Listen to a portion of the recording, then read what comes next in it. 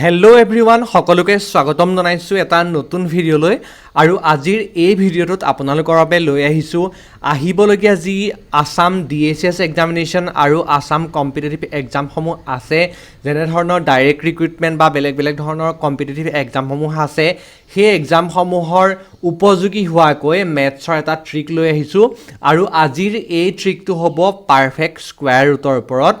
আমাক যেতিয়া পাৰফেক্ট স্কোৱাৰবিলাক দিয়া থাকে তেতিয়া তাৰ ৰুট উলিয়াবলৈ আমি কেতিয়াবা যথেষ্ট কষ্ট কৰিব লগা হয় যেনে ধৰক যদি মই উদাহৰণস্বৰূপে আপোনালোকক এটা দিওঁ 729 বা ৰুট অভাৰ 4096 এইবিলাকৰ যদি আমি ৰুট উলিয়াবলৈ দিওঁ তেতিয়াহ'লে আমি মুখতে হয়তো ক'ব নোৱাৰোঁ আৰু উলিয়াবলৈ অলপ আমি মাথা মাৰিবলগীয়া হয় গতিকে মই আজি আপোনালোকক এই ভিডিঅ'টোত এটা শ্বৰ্ট ট্ৰিক দিম যিটো শ্বৰ্ট ট্ৰিকৰ সহায়ত আপোনালোকে এই ৰুটবিলাক উলিয়াবলৈ শিকি যাব আৰু এই ৰুটবিলাক উলিয়াবলৈ শিকাৰ আগত আপোনালোকে কিন্তু 1ৰ পৰা 10ৰ ভিতৰৰ যিকেইটা সংখ্যা আছে এই সংখ্যাকেইটাৰ স্কোৱাৰ ৰুটটো আপোনালোকে জানিব লাগিব আৰু যিহেতু আপোনালোকে যদি আসাম কম্পিটিটিভ এক্সাম বা যিকোনো ধৰণৰ কম্পিটিটিভ এক্সামৰ কাৰণে প্ৰিপাৰেশ্যন কৰি আছে তেতিয়াহ'লে আপোনালোকে নিশ্চয় 1ৰ পৰা 10ৰ ভিতৰত যিকেইটা ৰুট স্কোৱাৰ ৰুট সেইকেইটা কম পাব বিশেষকৈ ক্লাছ 5-4ৰ ষ্টুডেণ্টৰ পৰা ক্লাছ 10 এইবিলাক ষ্টুডেণ্টেও সাধাৰণতে এইকেইটা স্কোৱাৰ ৰুট সকলোৰে মনতেই থাকে আমি স্কুল লেভেলতে যিহেতু পঢ়ি আহিছোঁ গতিকে এতিয়া আমি প্ৰথমতে যদি চাওঁ আমাৰ হাতত এইকেইটা আছে আৰু এই ৰুট কেইটাৰ পৰাই আমি ডাঙৰ ডাঙৰ যিবিলাক সংখ্যা বিশেষকৈ 3টা সংখ্যা 4টা সংখ্যা আৰু 5টা সংখ্যাৰ স্কোৱাৰ ৰুটবিলাক উলিয়াবলৈ চেষ্টা কৰিম আমাৰ হাতত এতিয়া দুটা 3টা অংকৰ সংখ্যা আছে যি দুটা সংখ্যাৰ আমাৰ স্কোৱাৰ ৰুট উলিয়াবলৈ দিছে গতিকে এতিয়া আমি স্কোৱাৰ ৰুট উলিয়াবলৈ হ'লে প্ৰথমতে কি কৰিব লাগিব প্ৰথমতে আমি এই সংখ্যাকেইটাক দুটা দুটা পেয়াৰত ভাগ কৰি ল'ম প্ৰথমতে আমি সোঁফালৰ পৰা আৰম্ভ কৰিম আৰু সোঁফালৰ পৰা এটা পেয়াৰ বনাম 4 আৰু 1ৰ এটা পেয়াৰ বনালোঁ আৰু তাৰপিছত আমি থাকি যোৱা যিটো সংখ্যা থাকিব তাৰ এটা পেয়াৰ বনাম এতিয়া আমাৰ হাতত সোঁফালৰ পৰা এটা সংখ্যা আছে এই সংখ্যাটো হৈছে 41 এই 41 সংখ্যাটোৰ লাষ্টৰ যিটো অংক আছে লাষ্টৰ অংকটো আমি চাম আৰু লাষ্টৰ অংকটো আছে 1 এতিয়া আমি এই 1 সংখ্যাটো এই যিখন আমি লিষ্ট এখন বনাই থৈছোঁ অলৰেডি এই লিষ্টখনৰ ক'ত বহিছে সেইটো চাম এই 1 সংখ্যাটো ক'ত ক'ত আছে 1 সংখ্যাটো আছে ইয়াত 1ৰ স্কোৱাৰত আছে আৰু আনফালে 9ৰ স্কোৱাৰ 81ত আছে গতিকে এতিয়া আমি গম পালোঁ যে ইয়াৰ স্কোৱাৰ হয় যিটো স্কোৱাৰ সংখ্যা হ'ব হয় তাত 1 থাকিব নহ'লে 9 থাকিব এতিয়া আমি দুটা সংখ্যা আমি লিখি ল'ম ইয়াতে এটা হৈছে 1 আৰু এটা হৈছে 9 এতিয়া আমি যিটো সংখ্যাৰ স্কোৱাৰ ৰুট উলিয়াবলৈ দিছে সেই সংখ্যাটোৰ থাকি যোৱা সংখ্যাটো চাম আৰু ইয়াত যিটো সংখ্যা থাকি গৈছে সেই থাকি যোৱা সংখ্যাটো হৈছে 8 এতিয়া আমি চাম যে এই 8 সংখ্যাটো এই লিষ্টখনৰ ক'ত বহিব এতিয়া যদি আমি চাওঁ এই লিষ্টখনৰ এই 8 সংখ্যাটো বহিব 4 আৰু 9ৰ মাজত 4 আৰু 9ৰ মাজত আৰু 4 আৰু 9ৰ যিকেইটা ৰুটকেইটা হৈছে 3 আৰু 2 এতিয়া আমি এই 3 আৰু 2ৰ যি দুটা ৰুট আছে ৰুট দুটাৰ মাজৰ এটা ৰুট আমি লৈ ল'ম আৰু কোনটো ৰুট ল'ম সদায় সৰু ৰুটটো ল'ম ইয়াত সৰু ৰুটটো আছে 2 আৰু সেই ৰুটটোৰ পাছৰ সংখ্যাটোৱে আমি তাক মাল্টিপ্লাই কৰি দিম 2ৰ পাছৰ সংখ্যাটো হ'ল 3 3ৰে মাল্টিপ্লাই কৰি দিম আৰু তেতিয়া তাৰ উত্তৰটো পাম আমি 6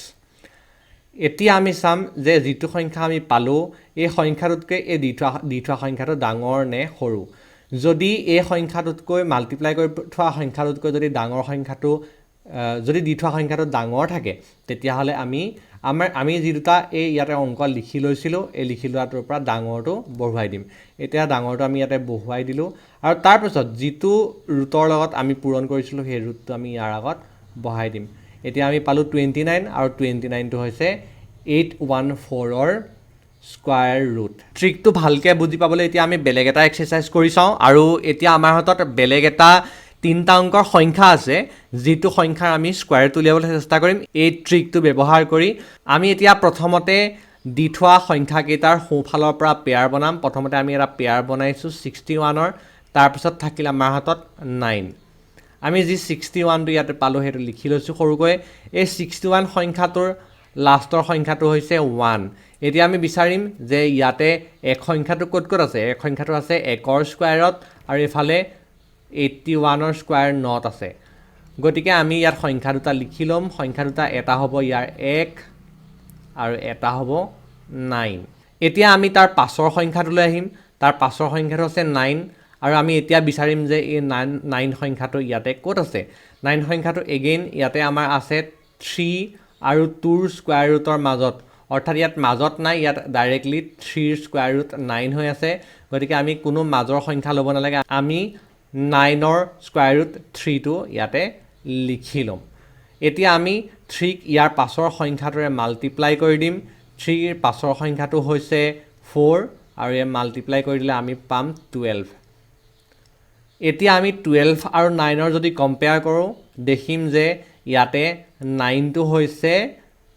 12 তকৈ সৰু গতিকে এই দুটা সংখ্যাৰ আমি সৰু সংখ্যাটো ইয়াতে লৈ ল'ম আৰু যিটো সংখ্যা আমি ইয়াতে মাল্টিপ্লাই স্কয়াৰ ৰুটৰ পাইছিলোঁ সেই সংখ্যাটো ইয়াতে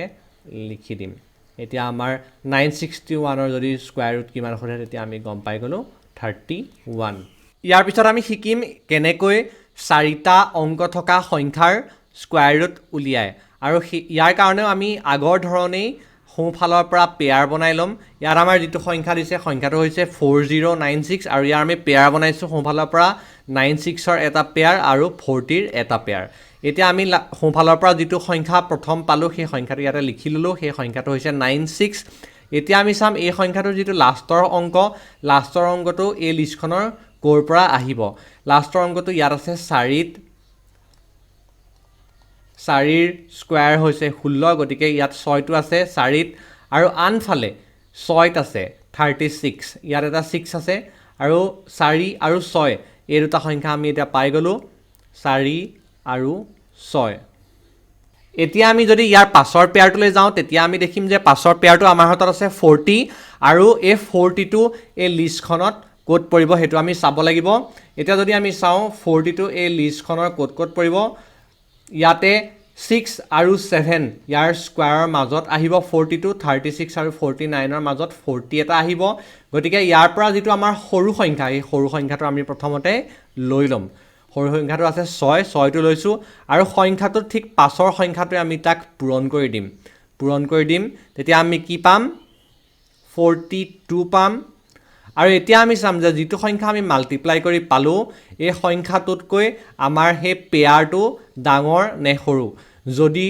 সৰু থাকে ইয়াত 6 এটা আছিল 6টো মহাৰ খাই গল যদি সৰু থাকে তেতিয়া হলে আমি এই দুটা সংখ্যাৰ সৰু সংখ্যাটো লম ইয়াতে সোঁফালে আৰু যদি ডাঙৰ থাকে তেতিয়া আমি ডাঙৰ সংখ্যাটো লম এতিয়া আমি চাইছো ইয়াতে সৰু সংখ্যাটো আছে গতিকে সৰু সংখ্যাটো লৈছো আৰু ইয়াৰ পৰা যেটো আমি